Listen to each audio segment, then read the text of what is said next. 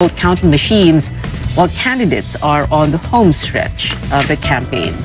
And the biggest event in fashion happened today. Find out who are the head turners in this year's Met Gala in New York.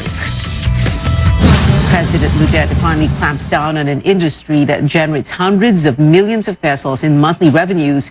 He's ordered an immediate stop to online cockfighting operations. With the testing revenues, he's ordered an immediate stop to online cockfighting operations, also known as e-sabong. The announcement was made during a taped address on Monday. Here's the president in his own words. Bugis lang ang hinabol namin dito. Sinabi ko na sa inyo, 640 million is 640 million. But may naririnig na ako, loud and very clear to me, that it was working against our values. And yung impact sa pamilya, pati sa tao. The recommendation of Secretary Anyo is to away with isabong. And he cited the validation report of coming from all sources. So it's his recommendation, and I agree with it, and it is good. So isabong will end by tonight, bukas. Interior Secretary Eduardo Año is expected to release today the final details of the directive. The President earlier ordered the Interior Department to investigate e-sabong operations, including stories of people pawning possessions just to play the popular betting game. He previously rejected the proposal of senators back in March to suspend e-sabong amid an investigation into the disappearance of more than 30 sabongeros or enthusiasts since April last year. Now, despite the delayed termination, senators welcoming the president's change of mind, Committee on Public Order Chairman Bato de la Rosa believes it is the end of the e-sabong industry unless, he says, the next administration revives it. On April 18, de la Rosa wrapped up Senate hearings on abductions linked to e-sabong and recommended strictly regulating the activity. He also wanted further investigations into Atong Ang, owner of online sabong firm Lucky 8 Star Quest, which operates the arenas where the missing cockfight enthusiasts were last seen. Lucky 8's franchise is pending at the Senate. Senator Grace Poe, chairperson of the Committee on Public Services, which handles the franchise bill, says there is no more time to deliberate on pending franchises. She adds the president's order will allow authorities to focus on seeking justice for the missing persons and their families. With less than 2 months left in the 18th Congress, Senator Coco Pimentel says the next Congress should study the impact of e-sabong and other gambling activities. Senate President Tito Soto saying revenues from e-sabong cannot compare to the problems it caused and that franchise applications are deemed dead at the Senate. Senator Ping Lacson believes the president did the right thing. It's about time because the Senate resolution explicitly suggested that be done. Salamat sapagkat gusto rin naman natin makinabang kasi yung talagang legitimate na sabong dahil napakaraming naghahanap buhay sa paligid ng sabungan na nawalan ng trabaho lahat dahil sa isabong. So, tignan natin ang magiging effect. Paglabas ng memorandum o yung whatever order na lalabas, tingnan natin kung suspend but the term used is end isabong. So, that's it. I think the President exercised prudence bago siya nag-act on the matter. Meanwhile, the Philippine National Police says it will coordinate with the Philippine Amusement and Gaming Corporation, or PAGCOR, on how to inspect and monitor the operations of e-sabong and betting stations.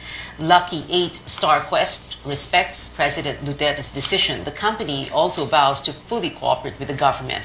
It also promises to continue its corporate and social responsibility efforts, including supporting communities and the 1.8 million Filipinos whose livelihoods, directly or indirectly, depend on the company's continued operations. The firm assures the president its next steps will be according to the law and due process. Lucky 8 also says, and we quote, We deem it mutually beneficial for the government and our stakeholders if there is clarity, fairness, and lawfulness in the framework for e-sabong.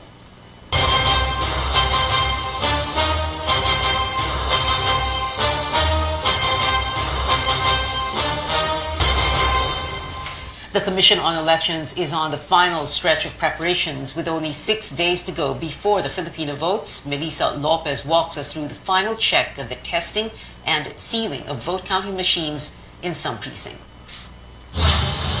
More poll precincts in the country received vote counting machines or VCMs for a final test run days away from the May 9 polls. Here at the San Juan Elementary School, teachers took turns retrieving VCMs from a storage room inside the campus. Each box was carefully opened and each component is checked. In one precinct, poll workers initially scrambled looking for the I buttons, a small device used by the board chairman which opens and closes the machine, but eventually found it inside a slot for thermal paper. Chairman Saidamen Panganungan oversaw the opening of the trial voting at Clustered Precinct 53. The VCM went through a diagnostic test and later on printed an initial report. It's meant to show that no votes are pre-programmed for candidates, from president down to councilor. After that, the precinct was opened for test voters. Poll watchers from political parties as well as media were invited to fill out the 10 testing ballots. We took part in the exercise and the results were accurate based on the receipt churned out by the VCM. The trial also went smoothly at the Quirino High School in Quezon City, although sample voters had to make sure they were feeding the sheets smoothly into the machine, avoiding any folds or crumples. Yung sa FTS natin, it's tinitest yung accuracy ng ating machines. Nagkakaroon ng diagnostic, tinitingnan kung gumagana ba yung ating yung scanner, gumagana ba yung ating printer, lahat-lahat. I would consider it flawless, perfect. Nakita natin yung proseso dito na napaka-smooth o walang malfunction or anything. By end of voting day, the Electoral Board will close the voting process and delete the votes tallied for the day to ensure these won't be included on the May 9 official tally. Other precincts nationwide will carry out the final testing and sealing of machines until Saturday, May 7th, so that the VCMs are ready to go by 6 a.m. on voting day. This is the final leg of preparations as COMELEC hopes to assure the public that elections will be fair and clean on May 9. Melissa Lopez, CNN Philippines. It is all systems go for the Senate, which will receive certificates of canvass and election returns for the two highest posts on May 9th. The Senate released photographs of its preparations, including the designated storage areas for ballot boxes containing election documents. These include COCs, or certificates of canvass, and ERs, the election returns from cities and provinces, and overseas absentee voting. Senate Secretary Mayra Villarica says the entire activity will be live streamed on YouTube starting 6 p.m. on Election Day for transparency. Both houses of Congress, sitting as the National Board of Canvassers for President and Vice President, shall proclaim the winning candidates in a joint session.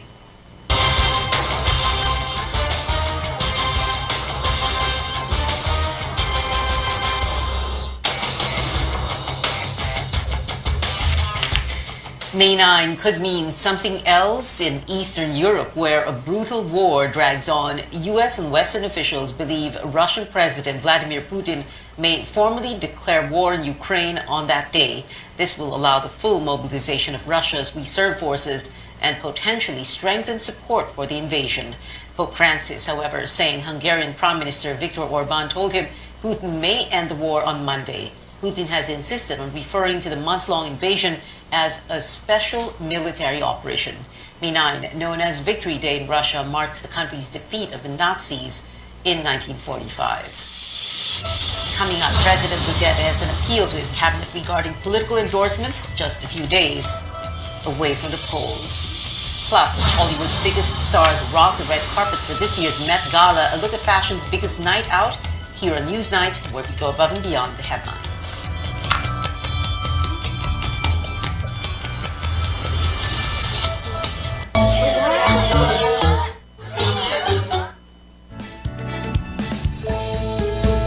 Bilis ka, no? Love your eyes. Kamusta kayo? Kaya pa ba? Pasensya na, toxic, no? Pula, dilaw, kung ano nung kulay. Pero alam ba nila na ang problema mo? Murang bilihin, babae, trabaho, kuryente, tubig, ang dami. Kung gulong-gulo ka na at hanap mo yung peace of mind, halika, magbubon tayo. Maiba naman. Sama-sama tayo sa May 9. Walang higantihan. Walang awayan. Hindi kita iiwan. Isko Moreno po sa pagkapangulo. What makes a nation grow? Every day we see them. The providers, the traders, the movers, the doers, and the go-getters. Each play their part, whether big or small, in creating a better life for all. Whichever your role may be, we're right here for you. We are Land Bank, and we are here to make this nation grow. Gintong dagat ang pagitan mo at ng iyong kasama. Gintong dagat ang pagitan ng magkatabing isla. Naglalapit na magkahiwalay ang kahapon at bukas. Gintong dagat ang pagitan. San Miguel, Bay, Pilsen ang nasa pagitan. Laging nasa pagitan na San Miguel, Bay, Pilsen. Sarap laging kasama.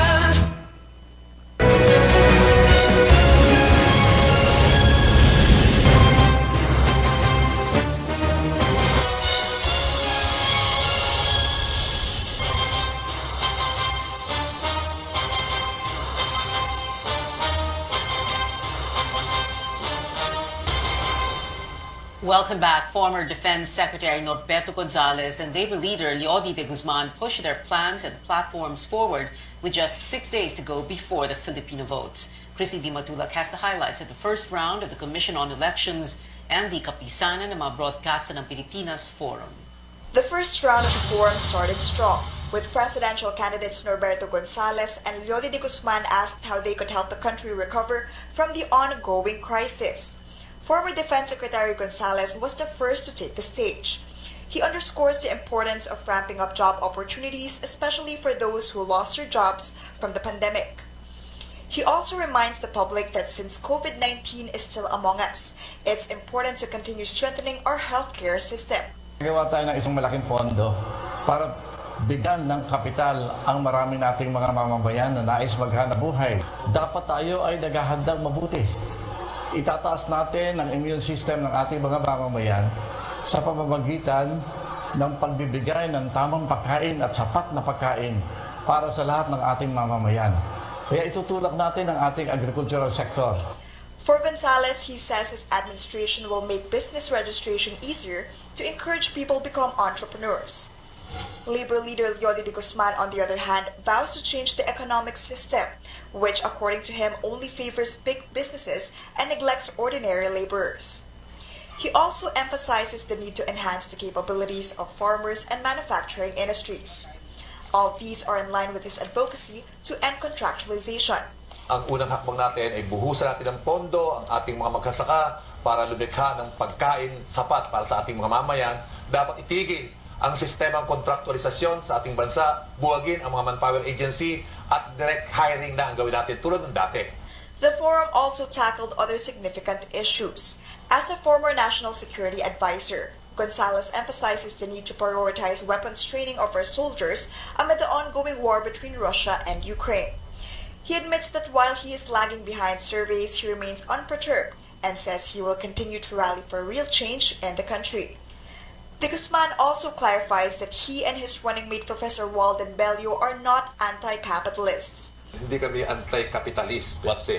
Kinaklaro namin na kami masama lang ang loob doon sa mga kartel, sa mga monopolyo, sa mga big business na ginagamit yung kanilang pera at kapangyarihan, koneksyon para magkamal ng yaman. With the elections just less than a week away, both Gonzales and De Guzman urged the public to make the right decision for the country.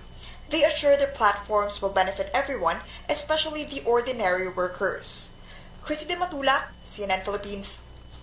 Catch presidential candidate Faisal Mangundato at the COMELEC KBP Forum tomorrow at 10 a.m. and Vice Presidential bet Tito Soto 11 a.m.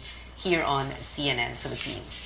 On to other candidates. Manila Mayor Isko Moreno says he is unfazed by his lower ranking in the latest Pulse Asia survey, where he slid to 4th spot with just 4%, half of what he got in March. Moreno says he does not regret urging Vice President Leni Robredo to withdraw from the race during the controversial Easter Sunday press conference on April 17. I don't know how far is the truth, but there must be something wrong. Dalawang bagay lang yan. Kung totoo yun o hindi. 4%? Talaga? Good luck to me.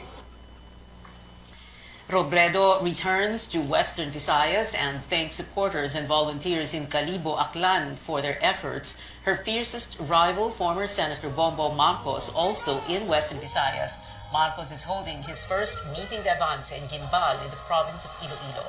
Iloilo 1st District Representative and former Health Secretary Janet Garin is the organizer of the event.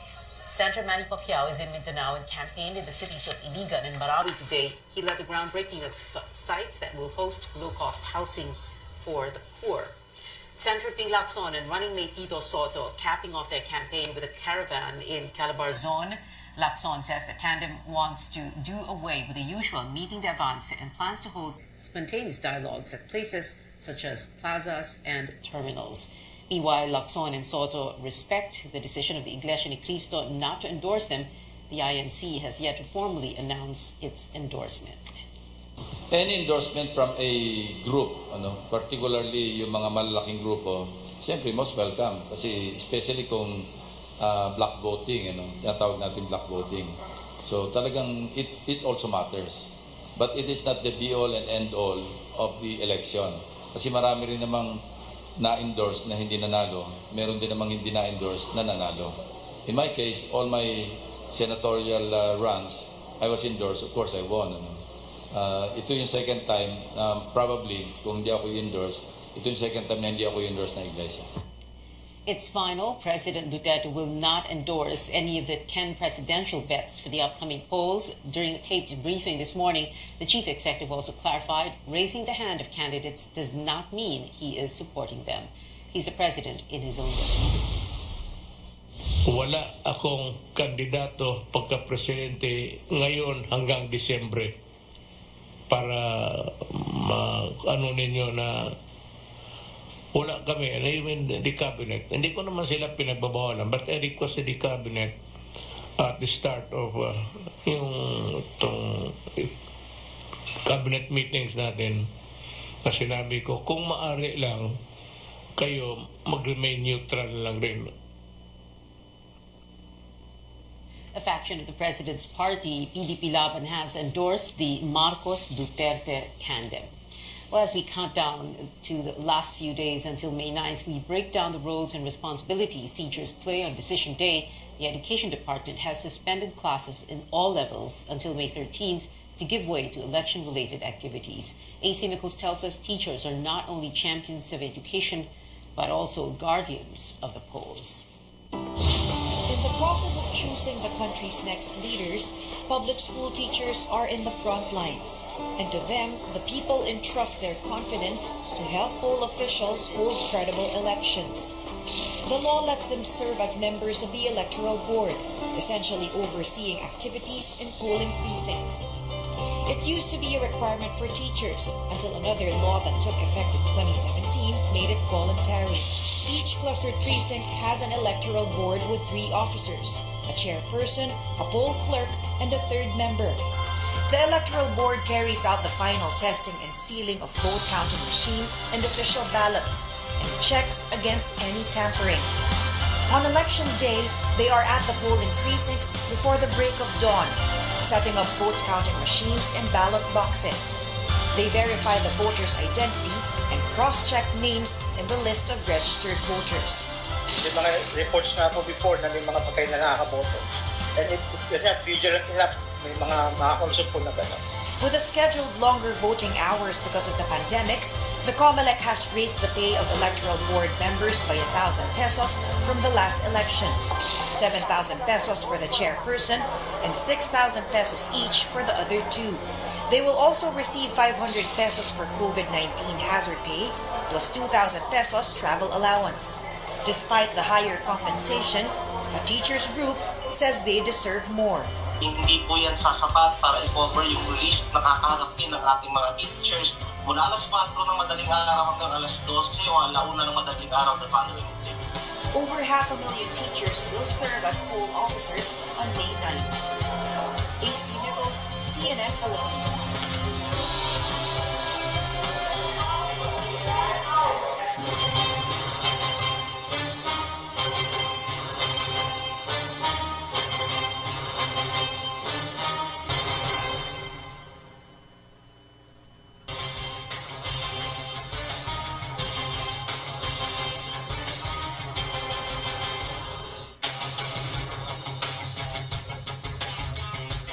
The Justice Department's Prosecutor General says dropping the remaining charges against Senator Laila de Lima may not be automatic even after the retraction of some key witnesses that previously implicated her in the believed drug trade. Former Bureau of Corrections Chief Rafael Ragos recanted his allegations, saying he was just coerced to testify against the senator. The real venue is with the courts now. It has to be presented in court. And the prosecutors must be given the chance to cross-examine Ragos. The sole recantation on the part of Ragos will not automatically result to a acquittal. So the court may not even believe this latest affidavit.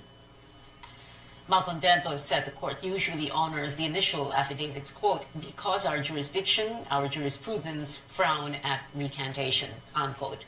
The Justice Department is planning to tap the Office of the Ombudsman to act on Ragos's affidavit. Last week, self-confessed drug lord Kerwin Espinosa already retracted his allegations that he had drug dealings with De Lima at the new Bilibid prison. Today, we join all other journalists and media workers in the continuing fight for press freedom. A media watchdog has cited the challenges the press is facing under the current government. The Center for Media Freedom and Responsibility says President Duterte has managed to constrain the media without imposing martial rule or amending the Constitution. It recorded over 250 cases of threats on media workers, while the nation ranked as among the most dangerous countries for journalists. The CMFR calls on the media not to lose sight of its commitment to tell stories to the people. So media have taken the path of least resistance, simply recording, satisfied with stenography journalism, refusing to let the facts tell the story. One would have to turn to social media to get the stories of what is happening around us. And this is sad. We believe that media freedom is not for journalists to enjoy as their professional privilege or benefit. Media freedom has no meaning unless its exercise benefits the entire society, with every citizen believing in the work of the press as necessary to their well-being and to their empowerment. May this day remind us journalists to continue standing up against oppression, especially as we approach Election Day. This World Press Freedom Day, we also remember our colleagues who lost their lives on the front lines. Veteran journalist Jose Ping Galang has died. He was 75. News of Galang's death was posted by fellow journalist June Vallecera on his Facebook page on Tuesday. Galang was former editor-in-chief of Entrepreneur magazine and the Manila Times, managing editor of Business World, and a Philippine correspondent for the Financial Times of London. Galang joined CNN Philippines as senior copy editor from 2019 until December last year. He was a valuable and well-respected figure in the newsroom, was down to earth with a good sense of humor.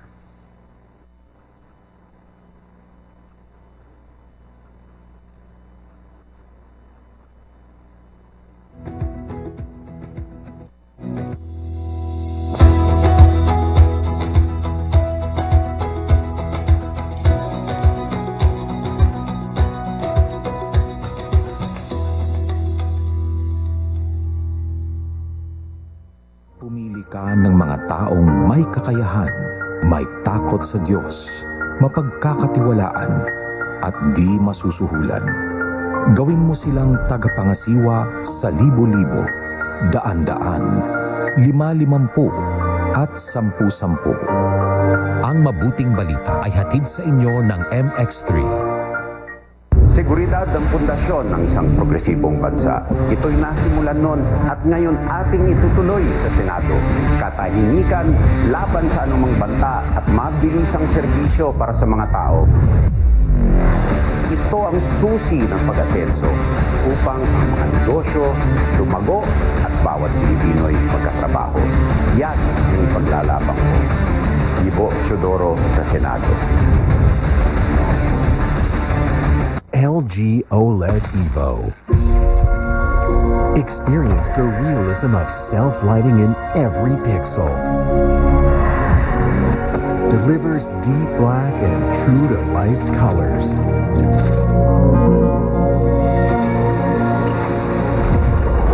See the details more clearly. Light up your world with the best TV technology in this era. LG OLED Evo.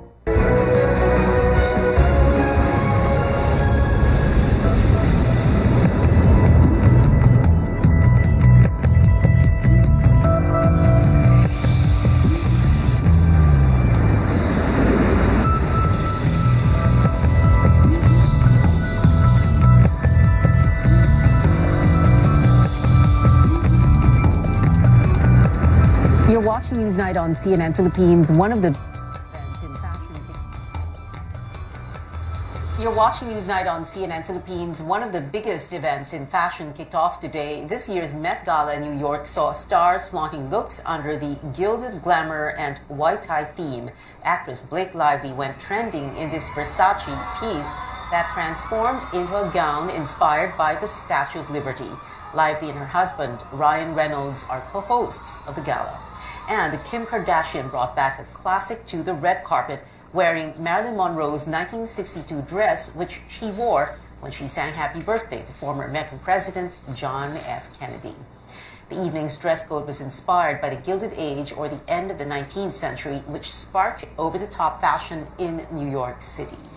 Well, speaking of star-studded ensembles, the trailer for Don't Worry Darling, featuring Florence Pugh, Harry Styles, and Chris Pine, is finally out. In the psychological thriller, housewife from the 50s, played by Pugh, grows suspicious of her seemingly perfect community.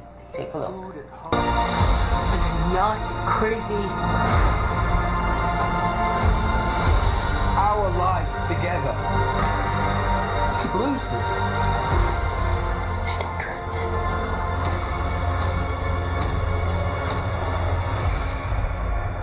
And I don't want to be here anymore.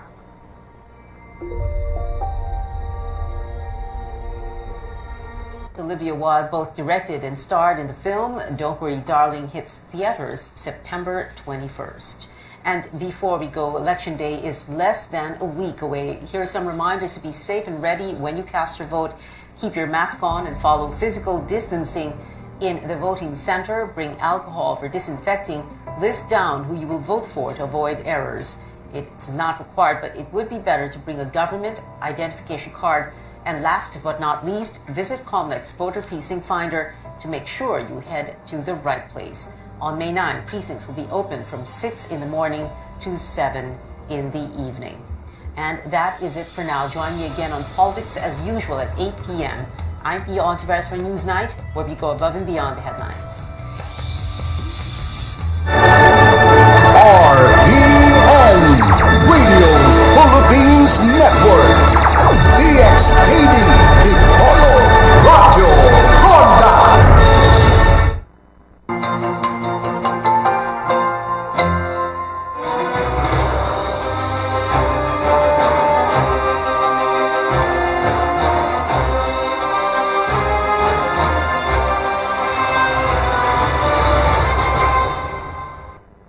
Thank you for watching New Day here on CNN Philippines. We're 2 weeks away from the elections, and every day here on New Day, we will be speaking to party list groups vying for seats in Congress. Today, we begin with the neophyte Bisaya Gyud, or BG party list. Joining us now is its first nominee, Aleli Aguilar Andanar. Good morning, Aleli. Glad you could join us. First, good morning, Mai.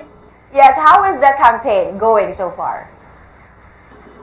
It's been a very tough campaign because we've been going around the different barangays, and every day there's a new activity for us.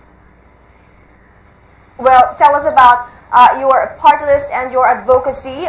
Your party list is one of the party lists backed by none other than President Duterte.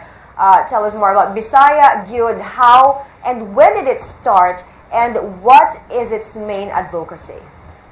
Bisaya Gyud Party List or BG Party List started in November 2019.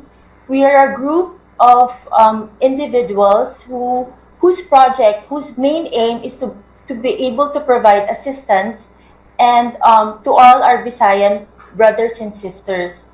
Now, we want to continue to support the programs that the Duterte administration has started, and we also want to continue to be able to provide services to all Bisayans so they don't have to go to Metro Manila to seek better opportunities. We want to provide basic goods, which are food, education, centered on food, education, shelter, and security. Okay, you mentioned those are the three major areas of concern that the BG party list is hoping to address if elected. But tell us about the specific services. What are also the changes that you will champion for the sector that you are representing? Number one, since coming from the pandemic, and also Visayas in Bananao is always stricken by calamities, we want to be able to support the institutionalize the giving of goods, easier access to provide goods to all of the calamity-stricken brothers and sisters in the Visayas and Mindanao. Mas mapapadali po natin ang pagbibigay ng ayuda if we institutionalize po ang pagbibigay ng ayuda, lalo na po pag may kalamidad. Well, the party list is backed by President Duterte, and you said you will build on the gains of the current administration. So, Yes. What specific policies or programs of this administration are you supporting? We are supporting the Build, Build, Build program of the President because we believe that with the Build, Build, Build program, it will provide jobs. And if we have jobs, we will provide food and meron pong tahanan at opportunities para sa mga tao. Well, in previous interviews, your husband, acting presidential spokesperson Martin Andanar, said that iba yung malasakit at pagmamahal mo sa mga kababayan nating Bisaya. Tell us more about this. How did your advocacy start, and a bit of your background? Because as you said earlier, this is the first time that you were thrust in the political arena. Yes. My husband is Bisaya. He's from Surigao, and we have been we started our project in Surigao City, the Sons of Surigao and Books for Surigao, wherein we supported the giving of free books to children in our community. And now that I am also a volunteer in Las Piñas City during the COVID response, we were able to in the COVID response. I was a volunteer, and we were able to see kung anong pangangailangan ng ating mamamayan, which is really basic goods, pagkain. And during the Typhoon Odette, kami po ang unang grupo na tumulong doon sa Surigao City para mabigyan po ng aid ang ating mga kababayan na kailangan po ng support and pagkain. And as you said, the advocacy of BG Party List is to provide services that will address the major concerns like food, shelter, and education. And thank you so much for joining us this morning, Alili Aguilar Andanar from Bisaya Gyud Party List.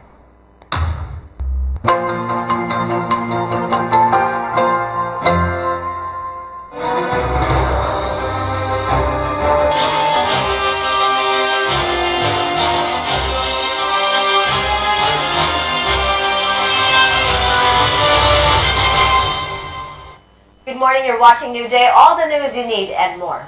We continue our conversation this morning with party list groups vying for seats in Congress. The Frontliners Ang Bida party list aims to address the concerns of frontliners, especially when it comes to benefits. Joining us now here on New Day is Jake Hawson. He's the first nominee of the party list. Good morning, Jake, and thanks for joining us. First of all, how is the campaign going so far? Ako, unang-una, humingi muna ako ng isang magandang umaga sa inyong mga tagapakinig at tagapanood. As far as our campaign is concerned, medyo hectic, pero malapit na po yan. Malapit na po ang halalan, kaya double time po kami. So, mamaya, palipad naman po kami ng Davao at ikutin namin ang buong Mindanao. Kasama ko po ang PDP laban na kasama si Sec Alpusi, na isa po tayo sa mga party list na sinusuportahan po ng PDP. Kaya malapit na po tayo at nararamdaman na po namin na ang magtatagumpay po dito ay ang mga frontliners. Okay, 2 weeks na nga lang, election day na, and we all know frontliners are crucial in the fight against COVID-19. And so what do you think are the most urgent needs of frontliners? And if elected, how would you address these? Alam nyo, before pa po ng sabihin ko lang po kung paano natin na umpisahan tong frontliners para makita po nila yung ginawa po tayo lumahok dito sa halalan na to bilang party list. Lahat po kami dito sa frontliners ay naging biktima po ni COVID. So pare-pareho po kami, tatay ko, nanay ko, malapit na pong montika po silang mamatay. So yung mga kasama ko rin po dito sa party list natin, lahat po sila, buong pamilya, nagka-COVID. Wala po kaming naasahan noong mga panahon na yon. Hindi po naasahan ng mga pera, mga material na bagay. Ang tanging tao lang po na sumagip sa mga buhay ng mahal namin is mga frontliners, mga ambulance driver, mga medical workers. Dahil hindi naman po tayo mabisita ng mga kamag-anak natin. Dahil bawal po. So, sila po nagduktong sa buhay ng bawat Pilipino. Ito po, yung ginagawa po natin ngayon, payback time lang po to. Nagbabayad lang po kami ng utang na loob sa ginawa nilang pagsagip sa buhay ng ating mga kababayan. So, hindi lang po dahil sa pamilya namin, pero pati pamilya ng bawat Pilipino. Sila po yung ating bagong bayani ngayon. Simple lang po yung batas na gusto po namin i-apply o gawin sa Kongreso para maproteksyohan po ang ating mga frontliners. Unang-una po, yung batas na pagka ikaw frontliners, nagkasakit ka, hindi naman pwede po yung nagkasakit ka during the time na nagpapagaling ka, wala ka sweldo. Yung no work, no pay po sa mga actual frontliners, tanggalin po natin yun. Ipapa-abolish po natin yan sa Kongreso. Second, kung pwede pa po, bigyan po natin sila ng insurance, dental, medical, life insurance. Dapat po laging protektado ang ating mga frontliners, lalo na nandun po sila sa harapan at lumalaban sa gera. Dahil po dito sa gera ng pandemya, ang mga frontliners po natin ang ating sundalo. Meron po tayong general, yan po yung mga doktor. Meron po tayong mga ento, yan po yung mga medical workers natin. Sila po yung lumalaban sa gera ng pandemya natin. At dapat natin sila ng sapat na benepisyo para maproteksyonan din po nila yung sarili nila. Hindi lang po sila dapat namamatay. Dapat po sila nabubuhay para mas marami pa po silang matulungan mga Pilipino na mabuhay din. So, yung gusto at meron pa po tayong batas na gusto natin i-apply sa kanila. Doblehin natin yung hazard pay po nila para po mas lalo po silang ganahan. Tapos kung magbibigay allowance or pay, dapat po gawin na natin tax-free yung allowance na ibibigay po natin sa kanila. Dahil hindi po sapat yung ibibigay natin pera bilang kabayaran sa kanilang ginagawang pagtulong o pagsagip sa bawat buhay ng mga Pilipino. Hindi po sapat yan. Kami po, magiging boses lang po nila kami.